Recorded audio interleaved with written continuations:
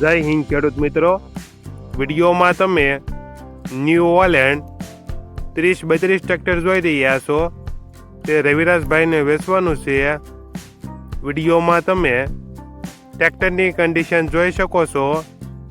Showroom condition, ઓછું ફરેલું, original company colour, company fitting engine, gear hydraulic complete, નાના tyre 70% Apollo company, મોટા tyre 75% Apollo company, model 2022, 1700 કલાક ફરેલ, 35 horse power, કિંમત 3,55,000.